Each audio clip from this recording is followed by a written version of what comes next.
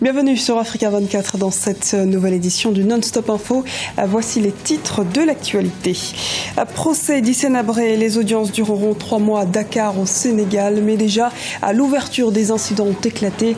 L'ancien président tchadien a refusé de comparaître ce lundi. Le président nigérian Muhammadu Buhari avait fait de la lutte contre Boko Haram la priorité de sa campagne. Mais les résultats de son action tardent à se faire sentir. La coopération régionale dans la lutte contre le groupe armé sera au cœur de sa visite au Cameroun le 29 juillet prochain. Première conférence internationale sur la réponse de l'Afrique contre Ebola ce mardi en Guinée équatoriale. L'événement ambitionne de renforcer les systèmes de santé des pays africains afin de pallier aux menaces sanitaires. Jour J pour l'élection présidentielle burundaise, controversée et critiquée par la communauté internationale et nationale. Le scrutin se tient tout de même ce mardi.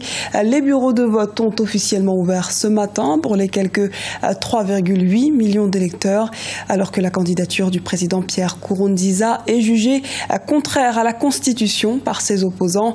En face, ne restent que 3 candidats issus de petites formations réputées alliées au pouvoir, en plus de son principal opposant Agathon Rwasa, qui n'a pas retiré officiellement sa candidature, mais conteste à l'avance la légitimité du scrutin. Notons enfin que des explosions et des tirs ont retenti dans la nuit de lundi à mardi, rappelant le climat délétère qui règne depuis 3 mois dans le pays. 2 personnes sont mortes dans ces violences. Début de procès agité à Dakar au Sénégal. Le président des Chambres africaines extraordinaires, Berdao Gustave Kam, a décidé de suspendre jusqu'à ce mardi matin le procès de l'ex-président tchadien Hissène Habré. Suite à son refus de comparaître, il a ordonné que l'accusé soit conduit de force pour répondre aux accusations portées à son encontre. Reportage d'Elas Ndiaye, notre correspondant au Sénégal. Le démarrage ce 20 juillet du procès d'Hissène Habré a été marqué par des incidents. Un chapelet à la main, habillé tout en blanc, l'ex-président tchadien s'est fait évacuer d'urgence de la salle 4 du tribunal de Dakar après avoir crié le poing levé, le procès de la honte.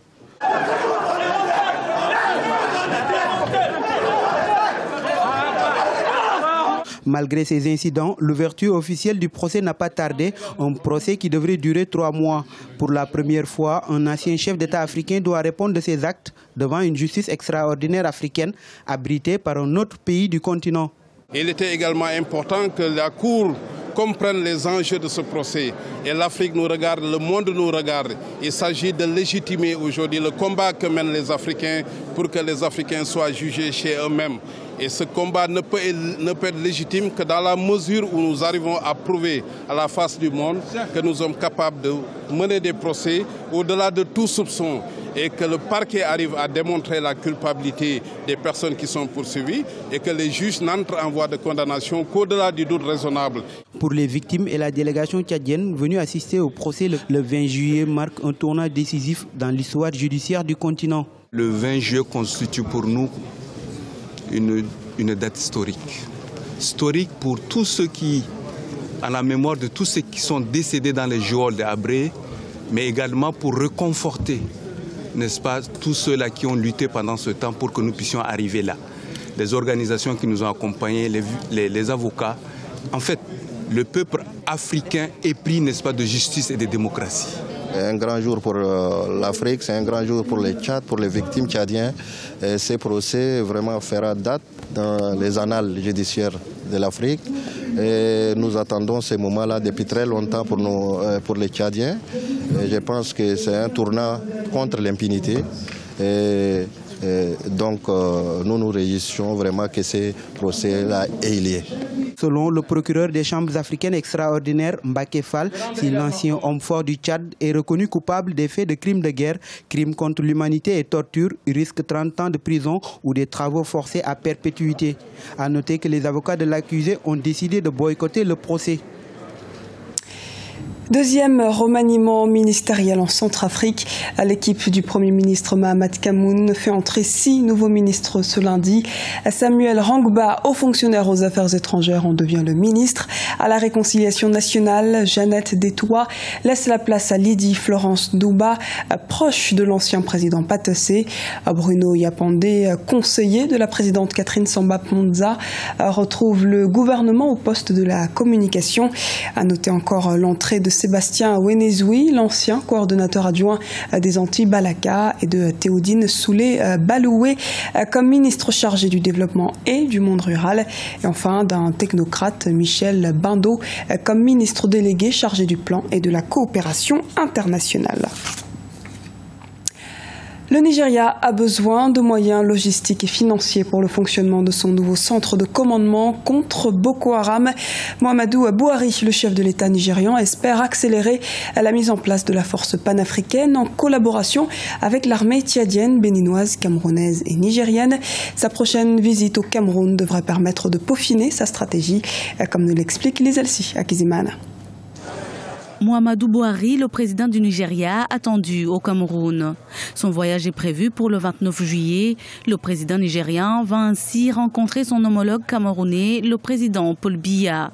Objectif, discuter de la coopération bilatérale, mais surtout de la stratégie des deux pays pour faire face au groupe islamiste Boko Haram. Le Cameroun a une part importante, un rôle important à jouer dans la lutte contre Boko Haram, mais aussi parce que le Cameroun, qui est aux prises avec cette nébuleuse depuis quelques années, a besoin du Nigeria pour renforcer la mobilisation régionale sur le plan opérationnel.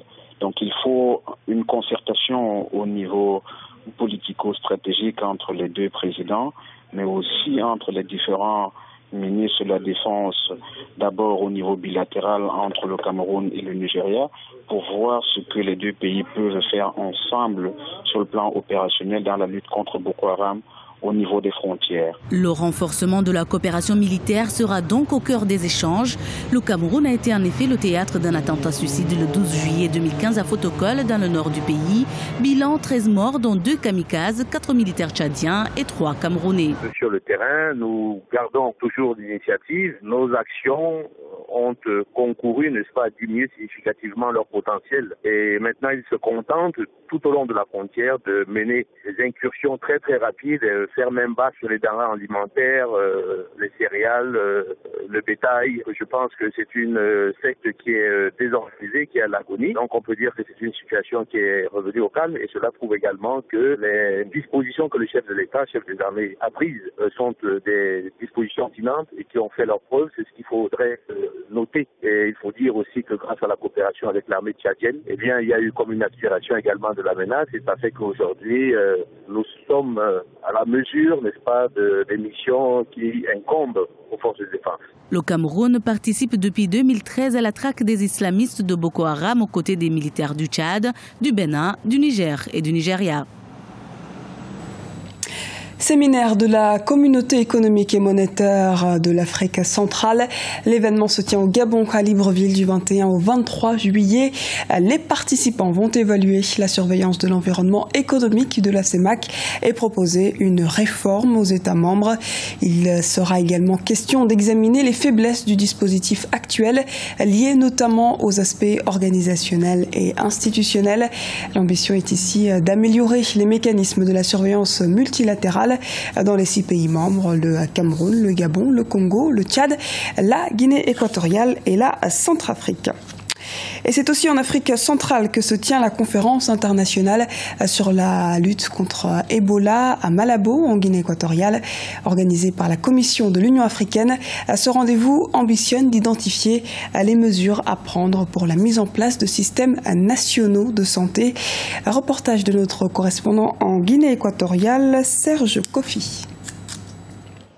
Une nouvelle mobilisation à l'échelle continentale contre le virus Ebola. La conférence internationale pour la lutte contre Ebola s'est ouverte ce lundi matin à Malabo avec un accent sur la restauration économique, politique et sociale des pays touchés. Les ministres des Affaires étrangères et experts des secteurs de la santé qui se sont réunis à Malabo sont unanimes. Il faut atteindre le seuil de 0 cas et s'y maintenir. Les systèmes de santé doivent être reconstruits.